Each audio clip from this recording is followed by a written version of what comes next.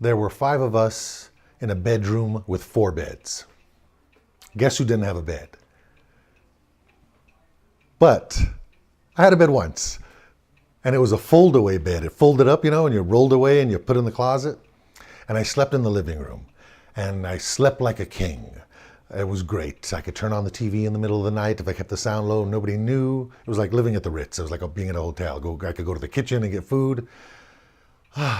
Anyway, but eventually that bed got sold, and I had to go move into the evil bedroom. And it was an evil bedroom because there were 4 beds and 4 brothers and no room for me. And it was like a reverse lotto of who I had to sleep with. And it was supposed to go, there was rules. My mother had to say, oh, tonight you, tonight you, tonight you. And we were never so forward thinking to make a calendar and write it down. My mother just said it once and we all nodded, and that all went right out the door as soon as she walked away. And the one who like the burliest ape in the room was like, well, he's not sleeping with me, and that's all there is to it. And it usually boiled down to pecking order. So the second to the youngest above me, my brother Junie, I had to sleep with him more often than not.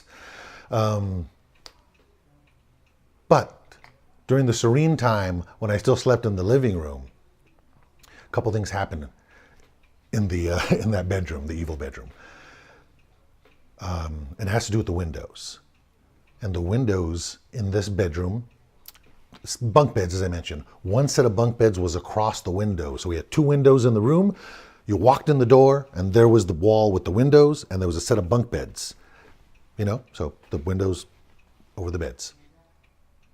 One night I'm asleep in the living room, like a king, as I mentioned, sleeping in the living room, and I hear screams coming from the bedroom, my brother's bedroom. They're screaming, they're yelling. I sit up, my father, I see him run across the little hallway. I see my mother run across the hallway, and my brothers all run out into the living room. They run all past me, screaming. I jump up and I run to my mother and go behind her skirts, and I look into the bedroom, and in the bedroom, in the window, which had fallen, was a man halfway trapped at the waist, and he was scrambling because my father was beating on this guy, and my father was beating him and cursing him and cursing like a Marines do, and the man was screaming, begging for his life. I don't remember exactly what he was saying. He was like, stop, stop, stop, please.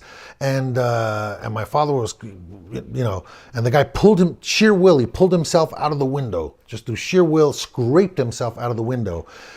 And the window fell, and my father ran past me and my mother, and we could hear him in the front of the house screaming at this guy, shaking his feet his fists at the night. And he came back in, and we locked the windows and locked the doors, and my father got a piece of a broomstick and he stuck it in the window so the window don't go up anymore. And we went to bed because, what could you do? Now, let's back up in time a little bit more on this. And this was just a couple years earlier, maybe. I'm going to tell you from my point of view first. On my point of view, I'm sleeping in bed in the living room. Screams from my brother's room.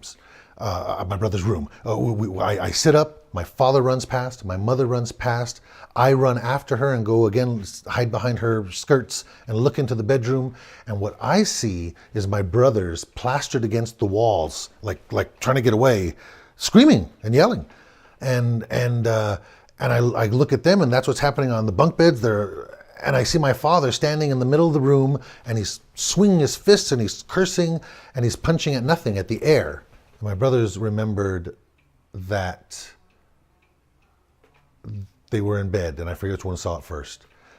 In this bedroom, along one wall, was a very heavy oak wood solid dresser, super big, super heavy. There was a noise. One of my brothers opened his eyes, and he sees the dresser being moved, easy as pie, scraping along the linoleum, making the noise. And they look, and there's a man, but there's ambient light always coming from the windows, from outside. There's a man standing in the middle of the room, just moving this dresser like nothing. And except you really couldn't see him. He was like a dark shadow. He was all black and like a shadow. But he was like a man. He wasn't like a ghost or wispy. He was specifically like a big guy or something.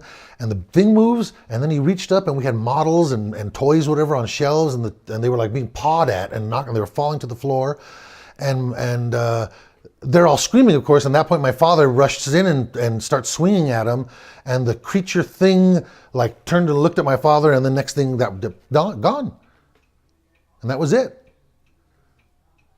I remember the dresser being moved, seeing that too. And I know we had to sit around and talk about it. It was a very weird thing. Are we all okay? Everything was okay, and that was it. I mean, what could you do? We had to go back to back to sleep. It's life in the big city.